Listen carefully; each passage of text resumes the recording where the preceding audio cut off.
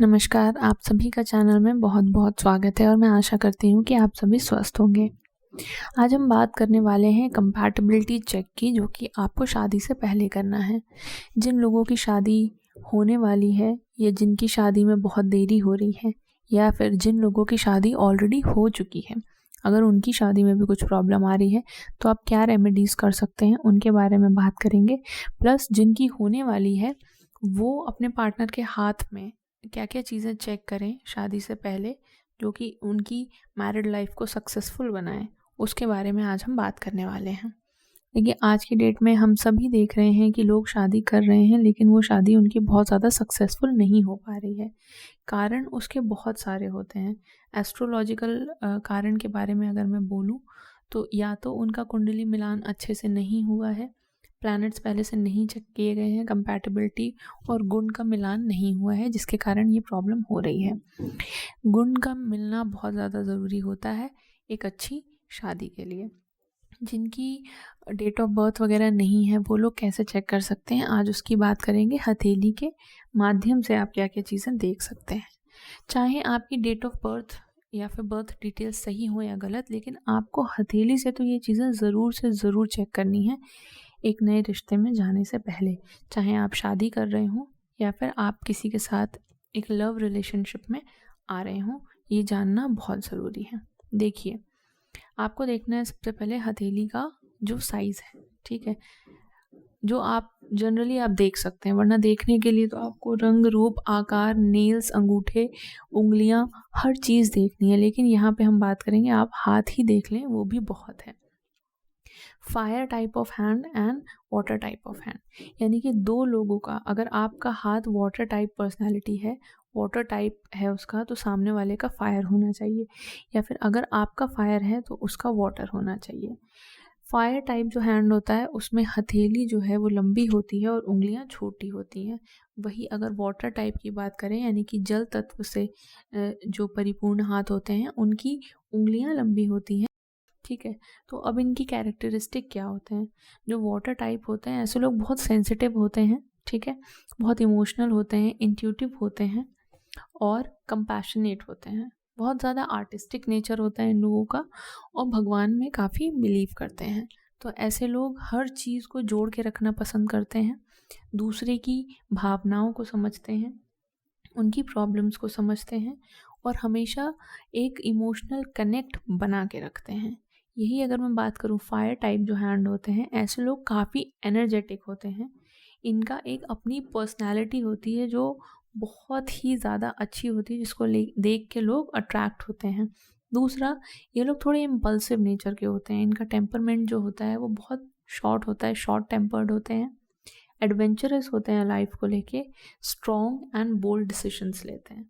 तो अब आप यहाँ पे समझ गए होंगे कि ऐसी पर्सनालिटी होना ज़रूरी क्यों है।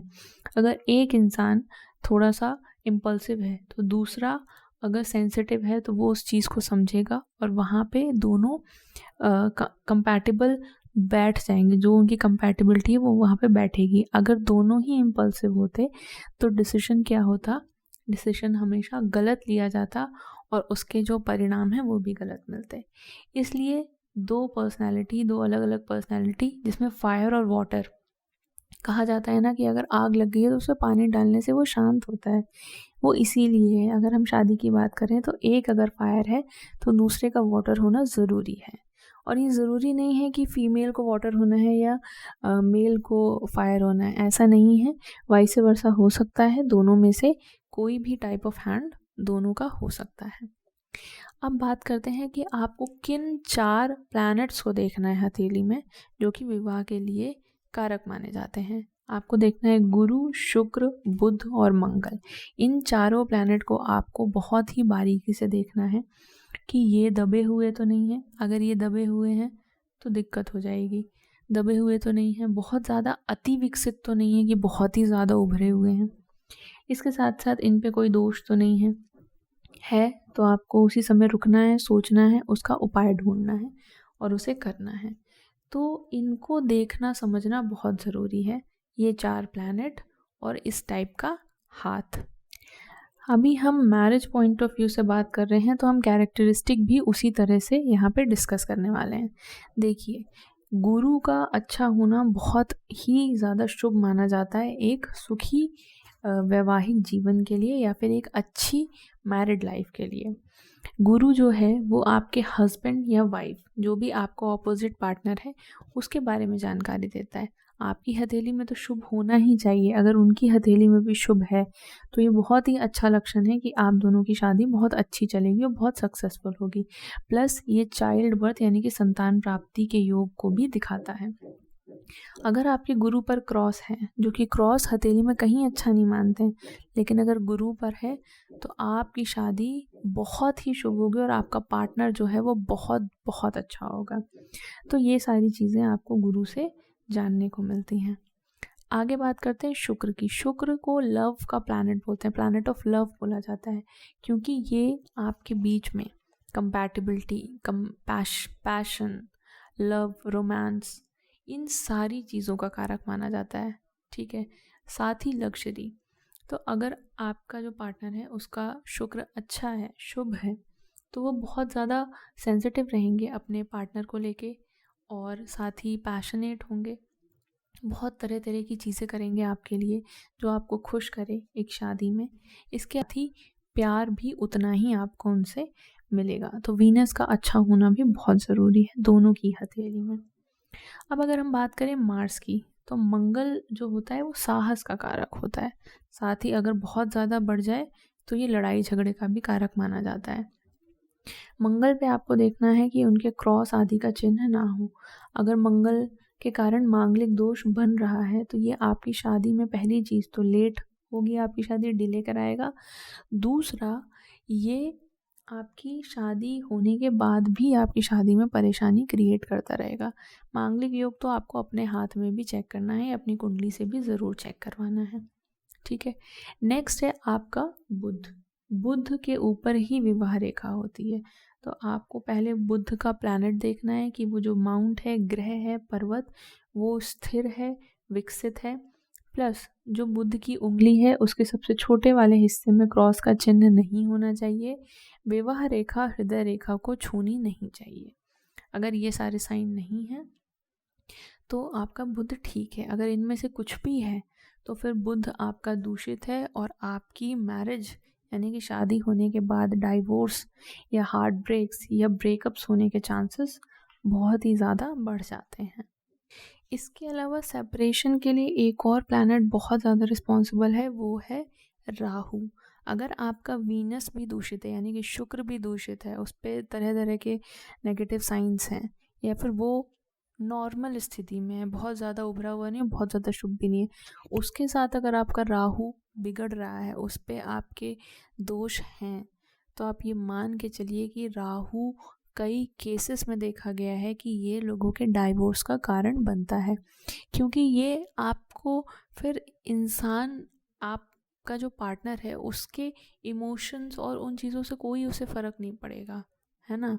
तो वो लीड करता है डाइवोर्स की तरफ और भी बहुत सी परेशानियों का कारण बनता है। ना इंसान सुनेगा, लड़ाई झगड़ा, कोई डिसीजन नहीं लेगा, किसी चीज़ का हिस्सा नहीं बनेगा। तो ये सारी चीज़ें आपकी शादी को प्रभावित करेंगी। अब हम कुछ उपाय डिस्कस करने वाले हैं। सबसे पहले, अगर आपके मंगल पे दोष है या मंगल आपका वीक है, आपका इन द सेंस जो आपके पार्टनर हैं, या अगर आपका भी है तो आप ये उपाय ज़रूर करें।